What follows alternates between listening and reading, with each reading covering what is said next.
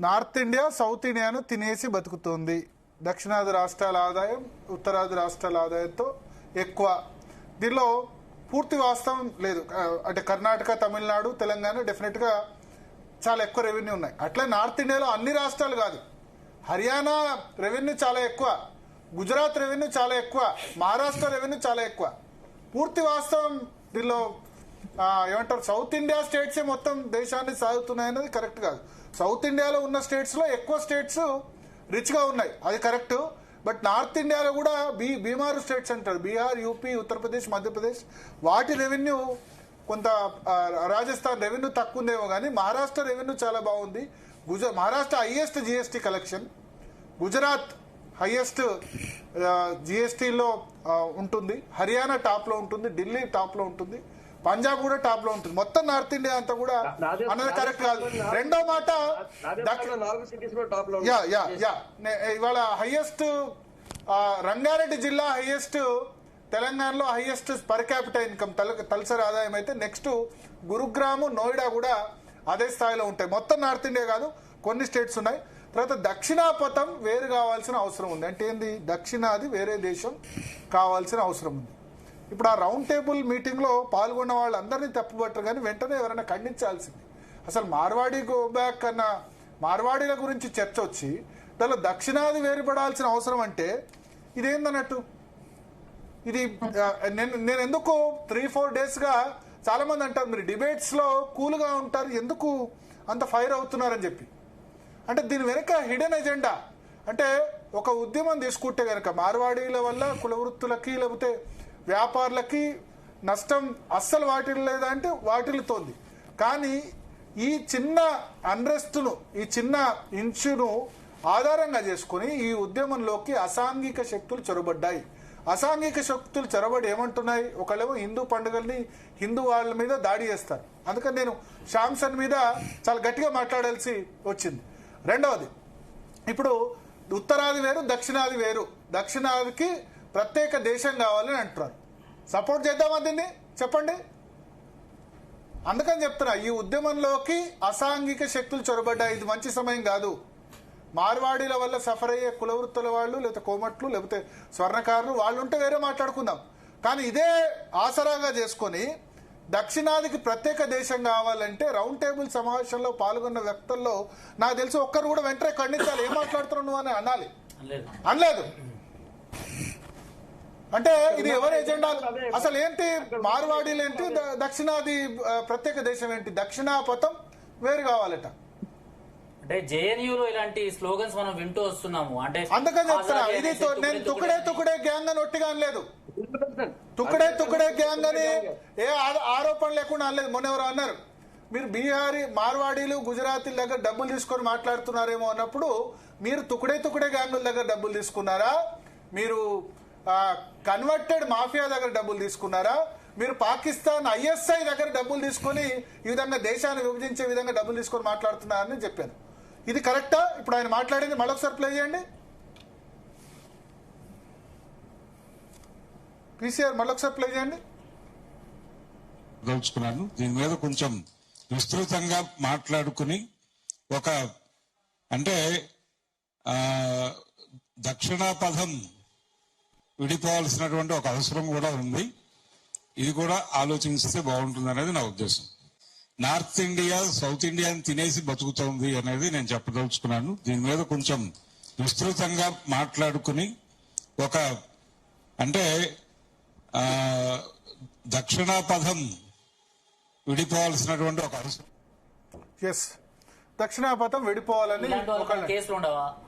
అదే దేశాన్ని రెండు ముక్కలుగా చేసేయాలి దేశాన్ని. అంటే వీళ్ళ ఈ ఐడియాలజీ ఎలా ఉంటది అంటే అన్న, వీళ్ళది భారతదేశం అన్నది సెపరేట్ రాజ్యాలని, అంటే అక్కడ ఆ రాజ్యాలని ఒక దగ్గర తీసుకొచ్చి తయారు చేసిన ఒక దేశం అనేసి వీళ్ళ వాదం అన్నమాట. సో సెపరేట్ రాజ్యాలాగా దీన్ని విడగొట్టేస్తే అటు చైనాకో, ఇటు పాకిస్తాన్ కో, అటు యుఎస్ కో వీళ్ళకు మాత్రం ఇది పవర్ఫుల్ దేశంగా కనిపించకుండా ఒక విచ్ఛిన్నమైన దేశంలో కనిపిస్తుంది. సో అందుకనే ఐడియాలజీ ఇది నేనేమంటానంటే, ఒక ఉద్యమం మొదలు పెట్టినప్పుడు ఇప్పుడు శాంసన్ అనే వ్యక్తికి సంబంధించి కూడా నేను ఒకసారి వీడియో ప్లే చేయదలుచుకున్నా.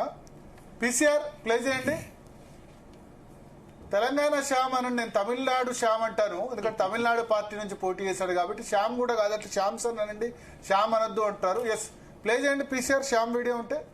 ఇది కాదు మీద ఎవరు కన్ను పడ్డదో తెలియదు కానీ మొత్తానికి చెరువుల్ని కుంటలు ఇంకే आजादी शोषण वाले आजादी सिंगो वाले आजादी अंबेडकर वाले आजादी सिंगो वाले आजादी बोस वाले आजादी बोस वाले आजादी शिवाजी वाले आजादी उत्तम सिंह को आजादी उत्तम सिंह को आजादी पुणे वाले आजादी पुणे वाले आजादी अंबेडकर वाले आजादी सिंगो वाले आजादी उनके चलते आजादी उनके चलते आजादी आजादी आजादी आजादी आजादी आजादी शोषण वाले आजादी सिंगो वाले आजादी अंबेडकर वाले आजादी सिंगो वाले आजादी बोस वाले. సేమ్ జేఎన్యూలో జవహర్లాల్ నెహ్రూ యూనివర్సిటీలో తుకుడే తుకుడే గ్యాంగ్ దేశాన్ని ముక్కల్ భారత్ తుమ్కో తుకుడా తుకుడే కరెంగే అనే విధంగా చేసినప్పుడు ఆ ప్రొటెస్ట్ మనం చూడండి, అది సిటిజన్షిప్ అమెండ్మెంట్ యాక్ట్కు వ్యతిరేకంగానో లేకపోతే దానికి వ్యతిరేకంగా జరిగిన ఆందోళనల్లో పాల్గొంటూ ఆజాదీ, మాకు స్వాతంత్రం కావాలి, ఇది కావాలి. ఇంకా ఆలోచించండి, ఇక ఇటువంటి వ్యక్తులు ఈ ఉద్యమంలో మార్వాడి గో బ్యాక్ ఉద్యమంలో జాయిన్ అవుతే, సంబంధం లేని విషయాల్లో జాయిన్ అవుతే గనక ఎట్లా ఉంటుంది ఉద్యమానికి క్రెడిబిలిటీ? 3 రోజులుగా మీరు ఎందుకు ఎప్పుడు చర్చల్లో కూల్గా ఉంటున్న వాళ్ళు ఎందుకు ఫైర్ అవుతున్నారంటే, నా దేశాన్ని ముక్కలు చేస్తా అంటే, లేకపోతే నా హిందూ మతాన్ని ముక్కలు చేస్తా అంటే, నా హిందూ మత ఫెస్టివల్స్ మీద దాడి చేస్తా అంటే ఎందుకు ఊరుకోవాలి? నేను అన్ని మతాల్ని, హిందూ మతం నా మతం ఏం నేర్పిందంటే అన్ని మతాల్ని సమానంగా గౌరవించమని చెప్తుంది. నేను ఇతర క్రిస్టియన్ మతాన్ని గౌరవిస్తా, ముస్లిం మతం ఉన్న వాళ్ళని గౌరవిస్తా. మా ఛానల్లో అందరు ఉన్నారు, మా ఛానల్లో హెడ్స్ కూడా అన్ని మతాలకు సంబంధించిన వాళ్ళు ఉన్నారు. జైన్లను గౌరవిస్తా, పార్సీని గౌరవిస్తా, బౌద్ధ మతాన్ని గౌరవిస్తా. కానీ నా మతం మీద దాడి జరిగితే చూస్తూ నేను కూర్చుంటే, మతం కన్నతల్లి లాంటిది, కన్నతల్లి లాంటి మతం మీద దాడి జరిగితే, కన్నతల్లి లాంటి దేశం మీద దాడి జరిగితే చూస్తూ మ్యూట్ స్పెక్టేటర్గా మీడియా చూస్తూ కూర్చుంటే అది చారిత్రక తప్పిదం అవుతుంది. దేశాన్ని విడదీసే, ఒకళ్ళ మీద, ఒక కులం మీద ఇంకో కులాన్ని ఒక దాని మీద ఎగేసే ప్రక్రియ జరిగితే, దేశాన్ని ముక్కలు చేయాలనుకుంటే, ఇప్పుడు మొదలు ఇప్పుడు మార్వాడి గోబ్యాక్ అన్నారు, బీహారీ తర్వాత నిన్నేమంటారు, బీహారు, యూపీ, ఉత్తరప్రదేశ్, రాజస్థాన్ వాళ్ళందరూ ఒక్క షాప్ కూడా పెట్టడానికి వీల్లేదట. మన సూరత్లో మన వాళ్ళు ఉన్న పరిస్థితి ఏంది, తర్వాత ముంబైలో మన వాళ్ళ పరిస్థితి ఏంది, తానేలో మన వాళ్ళ పరిస్థితి ఏంది, భీవండిలో ఉన్న పరిస్థితి ఏంది, వాళ్ళందరూ వెనక్కి వస్తే గనక మనం ఉపాధి కల్పిస్తామా? సత్యనాదెళ్ళ మైక్రోసాఫ్ట్ CEO ఉన్నారు, ఆయన్ను ఇప్పుడు ట్రంప్ మన వాళ్ళకు ఉద్యోగాలు ఇవ్వాలంటే మనం ఏడుస్తున్నాం. ఉన్న వాళ్ళందరినీ గోబ్యాక్ అంటే పరిస్థితి ఏంది, దుబాయ్లో ఉన్న వాళ్ళ పరిస్థితి ఏంది, మన వాళ్ళు.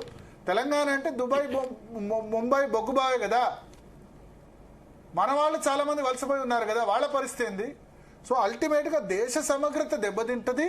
ప్లస్ దీని వెనుక హిందూ మతానికి చాలా పెద్ద ఫండ్ రైజర్స్గా ఉన్నారు మార్వాడీస్. ఏ హిందూ మతానికి పండుగలైనా వాళ్ళు చాలా పెద్ద ఎత్తున దాన ధర్మాలు చేస్తారు, గో సంరక్షణ చేస్తారు.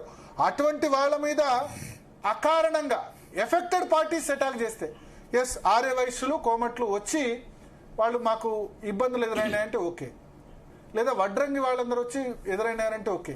సమస్యలు ఉన్నాయి మార్వాడీలతో, లేవని కాదు. 2 నెంబర్ దందా చేస్తారు, ట్యాక్సులు కట్టరు. మొన్నొక్కరు అంటారు ట్యాక్సులు కట్టని వాళ్ళంతా దేశద్రోహులు. ఓకే, ట్యాక్సులు కట్టని వాళ్ళంతా దేశద్రోహులు అంటే ఓల్డ్ సిటీలో ఎలక్ట్రిసిటీ బిల్లు కట్టని వాళ్ళు కూడా దేశద్రోహులైనా. చిన్న తప్పు పెద్ద తప్పు రెండు ఉంది. ఇన్కమ్ ట్యాక్స్ కట్టకపోతే ఫైన్ ఉంటుంది తప్ప అరెస్ట్ ఉండదు. ఎందుకంటే ఈడీ అరెస్ట్ చేస్తుంది తప్ప ఐటీ డిపార్ట్మెంట్ ఎప్పుడు అరెస్ట్ చేసిన సందర్భం లేదు. చిన్న తప్పు పెద్ద, మీకు మార్వాడీలు ట్యాక్స్ కట్టకుంటే మార్వాడీలనే కాదు, ఇన్కమ్ ట్యాక్స్ కట్టని వాళ్ళు ఒక ప్రభుత్వ ప్రైవేట్ ఉద్యోగులు డైరెక్ట్గా ఉన్న వాళ్ళు తప్ప చాలా మంది ఇన్కమ్ ట్యాక్స్ ఎగ్గొడుతున్నారు. మీకు GST కంప్లైంట్ చేయండి, కమర్షియల్ ట్యాక్సెస్ కంప్లైంట్ చేయండి. సో తెలంగాణ శాంసన్ విజువల్ చూపించాం మొన్న రౌండ్ టేబుల్ మీటింగ్లో. ఆ రౌండ్ టేబుల్ మీటింగ్లో తెలంగాణ శాంసన్ చూసిన తర్వాత డెఫినెట్గా ఎవరికైనా ఉంటుంది. మీడియా ఈ సమయంలో మేము జీ గ్రూప్ అన్నది సుభాష్ చంద్ర గారు ఒక ఏమంటారు వసుదైక కుటుంబం. ఆయన 93లోనే దూరదర్శన్ తర్వాత తొలి ప్రైవేట్ శాటిలైట్ ఛానల్. దేశ సమగ్రత కోసం ఆయన ఈ దాన్ని పెట్టారు. డెఫినెట్ గా దేశ సమగ్రత కోసం చివరి నిమిషం వరకు జీటీవీ ఫైట్ చేస్తుంది. ఈ దేశాన్ని ముక్కలవడాన్ని సహించదు. దేశం ముక్కలవడాన్ని ఎట్టి పరిస్థితుల్లో సహించం. ఈ సమయంలో మీరు ఎందుకు స్టాండ్ తీసుకున్నారు? మార్వాడీస్ గో బ్యాక్ వ్యతిరేకంగా మీరు తెలంగాణకు వ్యతిరేకం అన్నారు. తెలుసు. ఇప్పుడు ఈ చర్చలో జాయిన్ అయిన సంగప్ప గారు నేను కలిసి ఢిల్లీలో తెలంగాణ ఉద్యమాన్ని మీరు 2011-12 యూట్యూబ్ లో వీడియోలు చూసుకోండి. ఢిల్లీలో ఎన్ని వీడియోస్ ఉంటాయో. భరత్ తెలంగాణ ఉద్యమం లేడా? అప్పట్లో నెంబర్ 1 ఛానల్ వాళ్ళ management is pro anti Telangana అంటే దాన్ని వదులుకొని కొత్త ఛానల్లో జాయిన్ అయ్యాం. మేమిద్దరం కలిసి పనిచేశాం, నేను సంగప్ప గారు. ఆ తర్వాత అదే ఛానల్ నెంబర్ 1 అయింది తెలంగాణలో. ఆ విషయం అందరూ తెలుసు. ఇది చేస్తే తెలంగాణ 2011 ఇప్పుడు జనరేషన్ తెలియదు కానీ 11-12 చూడండి. ఢిల్లీలో మా ఇద్దరు వీడియోస్ ఉంటాయి, హైదరాబాద్ లో సంగప్ప గారి వీడియోస్ ఉంటాయి, ఢిల్లీలో నార్త్ బ్లాక్ లో సౌత్ బ్లాక్ లో ప్రధానమంత్రి కార్యాలయంలో మేము అప్పుడు ఆంధ్ర సపోర్ట్ చేస్తుంది, సమైక్యాంధ్రం సపోర్ట్ చేస్తుందని నెంబర్ 1 ఛానల్ వదిలిపెట్టి మా మేనేజ్మెంట్ అనుకూలంగా లేదు, నేనేమో తెలంగాణవాదిని, మేనేజ్మెంట్ ఏమో సమైక్యవాదం, నేను న్యాయం చేయలేనని చెప్పి తెలంగాణవాదం నెంబర్ 1 ఛానల్ వదిలిపెట్టుకుని అప్పట్లో పెద్ద సాక్రిఫైస్ అయ్యి నువ్వు ఎందుకు నెంబర్ 1 ఛానల్ వదిలిపెట్టుకున్నావు? అటువంటి ఛానల్ నుంచి వచ్చిన వాళ్ళు తెలంగాణకి వ్యతిరేకం కాదు. First nation first. రెండోది ఆంధ్ర సంబంధించి అప్పుడు తెలంగాణ ఉద్యమాన్ని ఎందుకు సపోర్ట్ చేశారంటే తెలంగాణ ఉద్యమం దేశ సమగ్రతకు వ్యతిరేకం కాదు. రాజ్యాంగంలో కొత్త రాష్ట్రాల ఏర్పాటు అన్నది ఆర్టికల్ 1 ప్రకారం సాధ్యం. కానీ రాజ్యాంగంలో ఎవరిని బిజినెస్ నువ్వు ఇక్కడ చేయొద్దు అనే హక్కు నీకు లేదు. రాజ్యాంగంలో ఒక రాష్ట్రం నుంచి నువ్వు తరిమి కొడతా అనడానికి లేదు. స్థానికులకు ఉద్యోగ అవకాశాలు అన్నది అది రాజ్యాంగంలో పొందుపరిచారు ఆర్టికల్ 371(d)లో. స్థానికులకు ఉద్యోగ అవకాశాలు ఇవ్వమని అడగండి. అంతే తప్ప మీరు ఇక్కడ బిజినెస్ చేసుకోవడానికి హక్కు లేదు, మిమ్మల్ని వెళ్ళగొడతాం, north India go back, south India go back, మేము ప్రత్యేక దేశం చేస్తామంటే ఇదేం మళ్ళా పెరియార్ మాట్లాడినట్టు తమిళనాడులో మాట్లాడినట్టు ఇక్కడ తెలంగాణ గడ్డ మీద మాట్లాడతామంటే. ఎందుకంటే నిజాం నుంచి అప్పుడు మరి ప్రత్యేక దేశం ఉంటే నిజాం అదే కదా అంది పాకిస్తాన్కో లేకపోతే ప్రత్యేక దేశం చేస్తా అన్నాడు కదా, అందుకోసమే కదా మనం బయటకు వచ్చింది. ప్రత్యేక దేశంగానే ఉండేది కదా.